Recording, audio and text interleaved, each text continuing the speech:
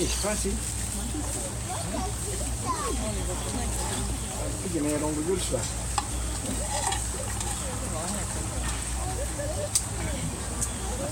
Alrighty. Well, g'day and welcome to Billabong. For those of you that may not have caught me during the koalas, my name's Stu, and beside me here I have Maria, and just directly behind me I have Nacho. Now, Nacho and Maria, they're a brother and sister pair of black-handed spider monkey who have been bred in captivity, first originating from Western Plains Zoo, before spending the first half of their life growing up in a place which was known as Blue Gum Farm. They were relocated from Blue Gum up here to Port Macquarie in March of 2004, following the closure of Blue Gum. And due to their unique upbringing, it was quite complicated in trying to resettle these two.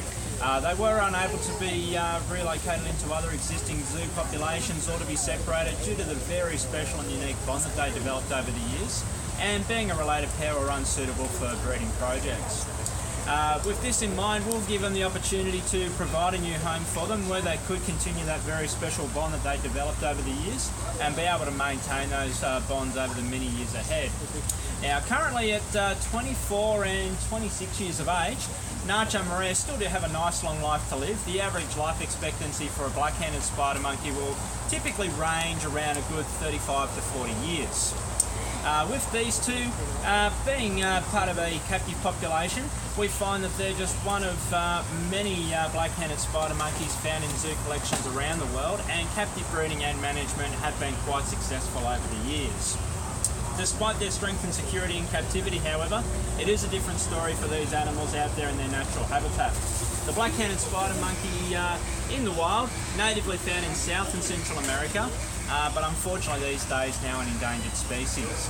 Over the past 35 to 40 years now, we've found that their numbers have dwindled by up to 50%, largely due to loss of their natural habitat, but also in some areas there have been ongoing problems with poaching, hunting and illegal trade.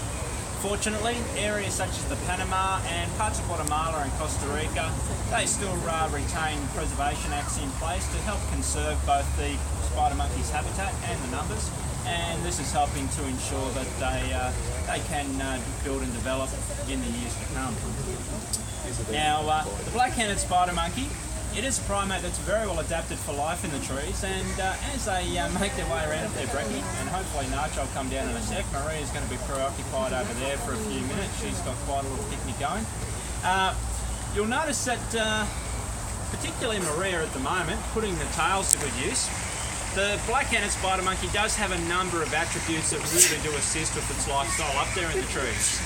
The tail, as you can see, is one of those major assets. The tail acting as a very special lifeline. Being a prehensile tail, they are actually able to use it to be able to grab and hold items such as the tree branches.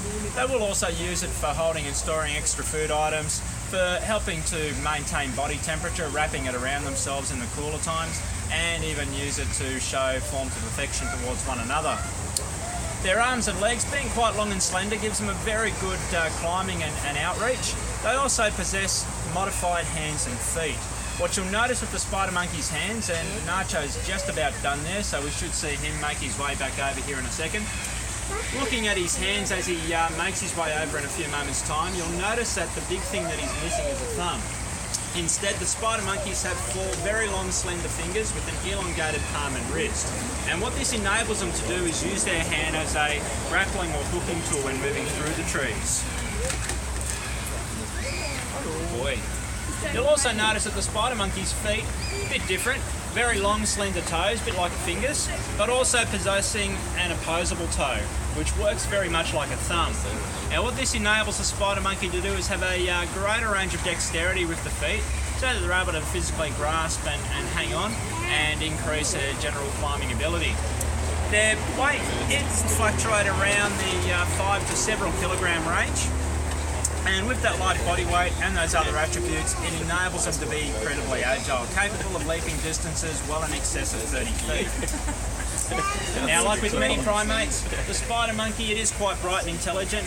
Estimated IQ will range around as similar as a young child, so they are quite good at problem solving, understanding, and even basic forms of communication.